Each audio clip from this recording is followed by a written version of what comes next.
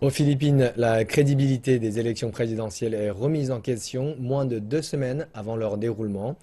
L'apparition la semaine dernière d'un site internet comprenant une base de données d'électeurs consultables a favorisé les suspicions concernant un possible vol des données détenues par la commission électorale du pays. Lorsque des experts en technologie se rassemblent dans un espace public et disent qu'il y a un problème, alors il doit vraiment y en avoir un. C'est ce qui s'est passé samedi lorsqu'ils ont confirmé la véracité de ce qui pourrait être un des pires cauchemars de beaucoup de Philippins, que des données personnelles qu'ils avaient confiées au gouvernement aient été volées. Techniquement, vous ne pouvez pas retirer les données une fois qu'elles sont sur Internet. C'est un fait établi. Le premier signe a été la détérioration du site internet de la commission électorale. Et ce n'était pas la première fois que cela arrivait à un site internet gouvernemental. Puis, on a appris que des hackers avaient récupéré toutes les informations des électeurs. Le seul hacker qui ait été arrêté a dit qu'il voulait montrer que les élections générales à venir pouvaient être truquées.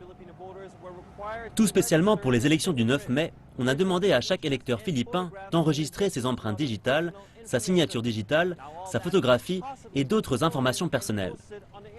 Maintenant, tout cela a probablement été volé et posté sur Internet.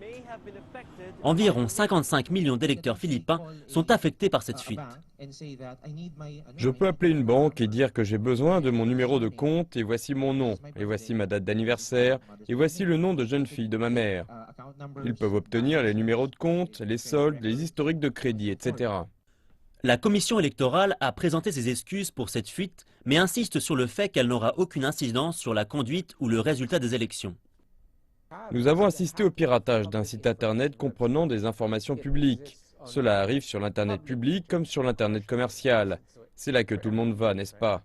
Les élections, quant à elles, vont se dérouler sur un système différent. Elles vont se dérouler sur des ordinateurs différents, des serveurs différents, et elles seront sur un réseau complètement différent. Donc le piratage de l'un n'affecte pas nécessairement l'autre. Ceux qui étaient présents au forum technologique du week-end dernier étaient malgré tout déterminés à porter plainte contre le gouvernement. Ils considèrent que le piratage est le résultat de la négligence du gouvernement et qu'il est probable que leurs données personnelles courent aussi un risque au sein des autres agences gouvernementales.